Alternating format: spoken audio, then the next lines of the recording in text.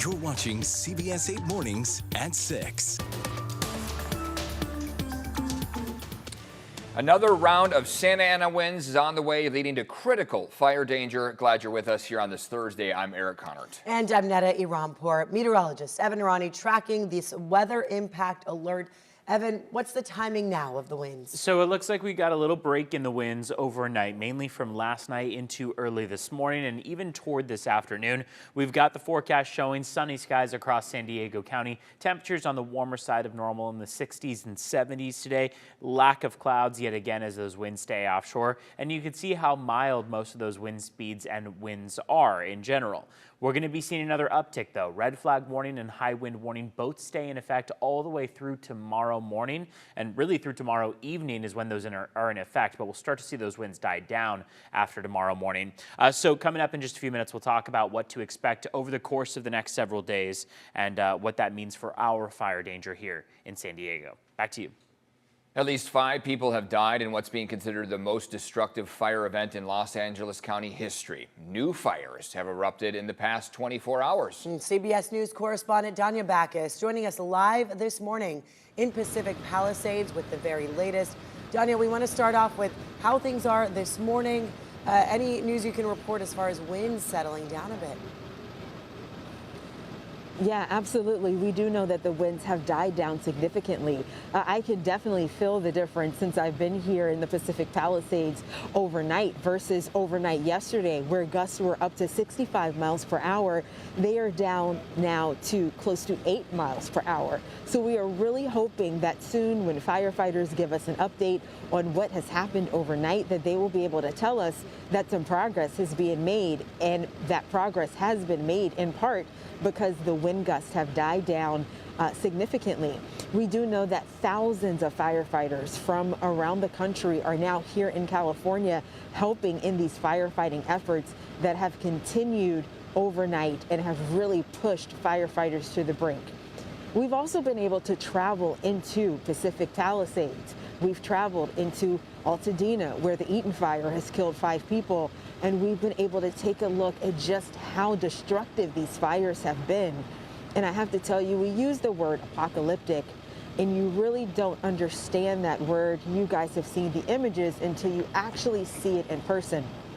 I asked my cameraman, Tim Hart, who's been working in Southern California for more than 3 decades, what word would you use to describe this destruction? Because he's covered fires everywhere, and immediately he said apocalyptic, and that's the one way to describe it. It's hard to put it into words. You just almost have to see it to truly believe that it's happened. Yeah, some of the images are tough to see, especially for those homeowners who've lost everything. Donnie, I really appreciate your time here this morning. We wish you and your crew the best of luck in your coverage, and stay safe out there, please. And now we do want to show you a map of all the major fires currently burning across Los Angeles. Look at all of these. The biggest being the Palisades fire. That one has burned over 17,000 acres, where Danya was just reporting live for us from. The Eaton fire, the second largest active fire at over 10,000 acres. This morning, the majority of evacuation orders are now lifted for the Sunset fire in the Hollywood Hills. This started last night. It is threatening some landmarks, including the Hollywood Bowl. It's 43 acres, 0% contained. The Hearst fire in Somar, over 800 acres, 10% contained. And the Lydia fire in the Acton area, over 300 acres, it is 40% contained. We're going to hear from people impacted by these fires later this hour. And now, with similar weather conditions here in San Diego, local fire crews certainly on high alert. CBS 8's Regina Yarita is live at a fire station downtown with more on how all of us can really prepare for fire with these winds. We've got to be prepared here, Regina.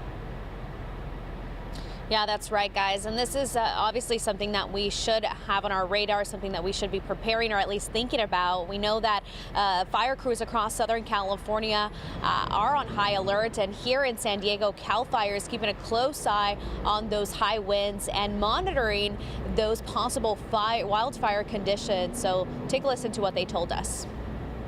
We're on edge about getting any fires in San Diego County just because of what is going on up north.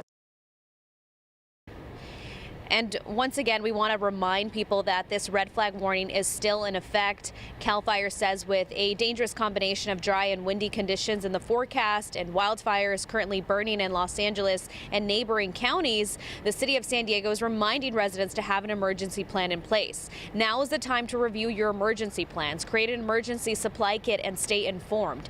A strike team and hand crew from Fresno and Madera counties are also in San Diego to help out if needed, not to mention those who work behind the scenes who are monitoring the weather and deploying crews. Here's what else they told us. Increased crew staffing on hand crews, additional fire engines, additional water tenders, and even additional fire investigators. And in the next half hour, you'll listen in on a little bit more about what CAL FIRE has told us, some of the resources and tools that includes AI to help with possible wildfire conditions. For now, I'll send it back to you. Yeah, we have a lot of resources here. Thank you very much, Regina. Just in case. Right now, SDG&E has shut off power for thousands of people, primarily in northern and eastern parts of the county that are considered at high risk for wildfires, as we know, mainly in our mountains, but still over 7,000 customers without power right now. Another 70,000 people are at risk of having shutoffs. For those who already had their power cut off, SDG&E has a community resource center for people to pick up supplies and charge their devices. Many in Boulevard are also making do with and without generators. Woke up, had to go get gas for the generator so we could power everything, and so it's definitely a struggle. We have the coolers out on the porch and fill those with ice and try to put our food in the coolers. It's unknown when the power will be restored, but it will likely stay off until later today. Meantime, some local schools will be closed today because of high winds and power outages.